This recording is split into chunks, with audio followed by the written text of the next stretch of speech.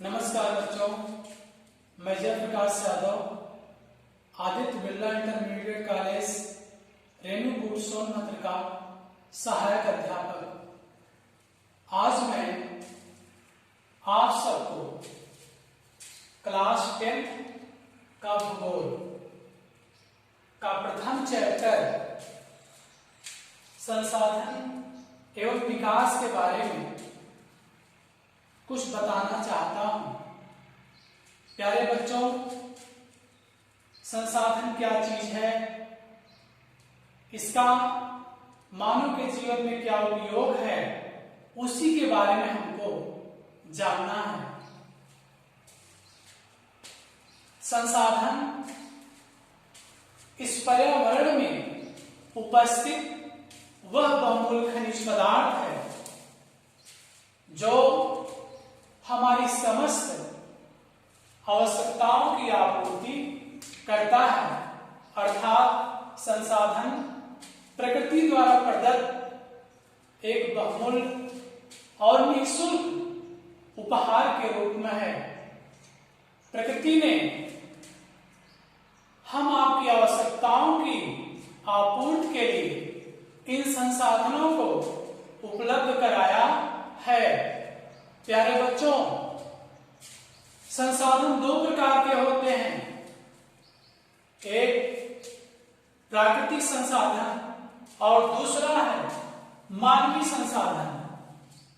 प्राकृतिक संसाधन वह संसाधन है जो स्वयं प्रकृति के द्वारा बनाया हुआ संसाधन है। इसके अंतर्गत पवन, जल,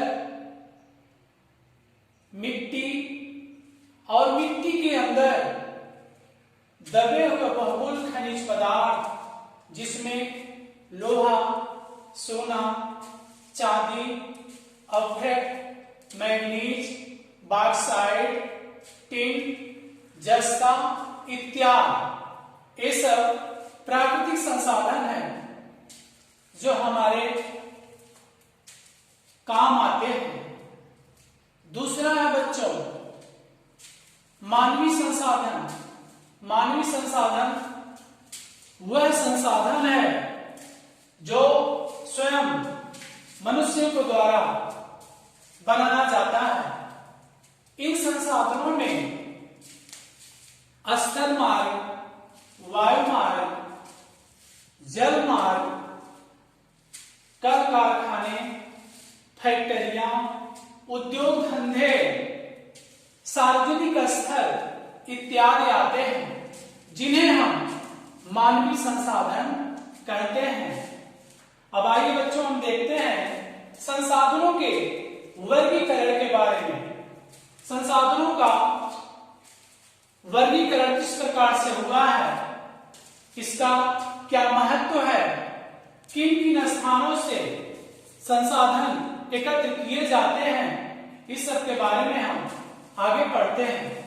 प्यारे बच्चों, संसाधनों के वर्गीकरण में नंबर 1 हम देखते हैं उत्पत्ति के आधार पर। उत्पत्ति के आधार पर नंबर 1 है जैविक संसाधन। हम जैविक संसाधन उस संसाधन को कहते हैं जिन्हें हम जीव जंतुओं, पेड़ पौधों, मनुष्यों इत्यादि से प्राप्त करते हैं, जिससे हमारी आवश्यकताओं की आपूर्ति होती है।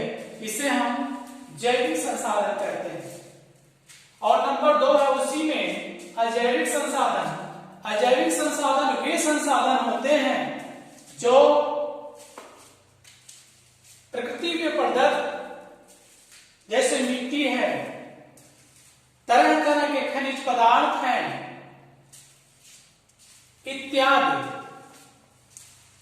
ये सब अजैविक संसाधन के अंतर्गत आते हैं जो हमारी आपकी समस्त आवश्यकताओं की आपूर्ति करते हैं। आइए हम नंबर 2 पर देखते हैं समाप्यता के आधार पर। समाप्यता के आधार का मतलब यही होता है बच्चों, जो संसाधन, प्यारे बच्चों, नंबर 1 है नवीकरणीय संसाधन। नवीकरणीय संसाधन उस संसाधन को कहते हैं जो सतत है, अनवरत चलने वाला है, उससे हम नवीकरणीय संसाधन कहते हैं। जैसे सूर्य का प्रकाश, पवन, जल, मिट्टी इत्यादि। और दूसरा बच्चों अनवीकरणीय संसाधन। अनवीकरणीय संसाधन उस संसाधन को कहते हैं जो संसाधन स्वतः समाप्त हो जाने वाले हैं। जैसे कोयला, पेट्रोलियम, प्राकृतिक गैस, लोहा, अवक्षय, मैग्नीज, इनको हम यदि जिस तरह से उपयोग कर रहे हैं, कितनी तीव्र गति से यदि ऐसे उपयोग करते रहे तो ये संसाधन एक दिन विनाश हो जाएंगे, समाप्त हो जाएंगे।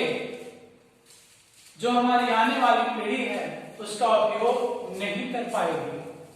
आइए हम देखते हैं तीसरे नंबर पर स्वामित्व के आधार पर संसाधनों का वर्गीकरण। स्वामित्व का मतलब बच्चों यही होता है जो संसाधन, जो वस्तुएं, जो धन निजी व्यक्ति के पास होते हैं उन्हें हम स्वामित्व के आधार पर संसाधनों का वर्गीकरण करते हैं। इसमें नंबर 1 है व्यक्तिगत संसाधन। व्यक्तिगत संसाधन उस संसाधन को कहते हैं जो स्वयं के पास होता है। जैसे गाड़ी है, मोटर है, मकान है, खेत है, खलियान है, अपना निजी का तरह तरह के वाहन है, ये अपने जो है निजी संसाधन है।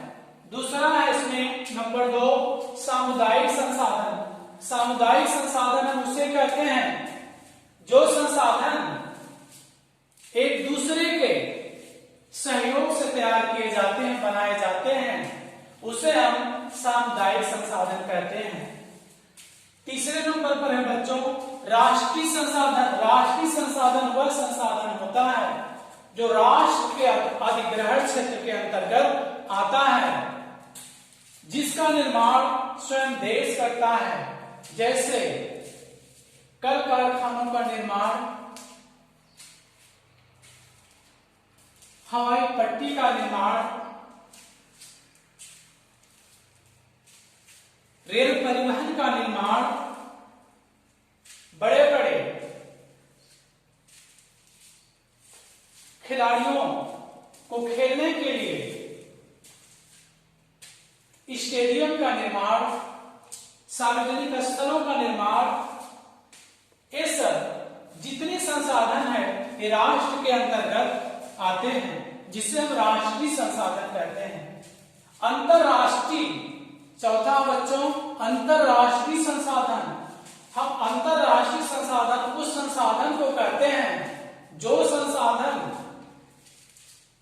हम एक दूसरे देश से मंगवा करके अपनी आवश्यकताओं की पूर्ति करते हैं, उसे हम अंतरराष्ट्रीय संसाधन कहते हैं। जैसे भारत ईरान, इराक, सऊदी अरब, कुवैत से खनिज तेल का आयात करता है, तो उसके बदले में भारत उन देशों को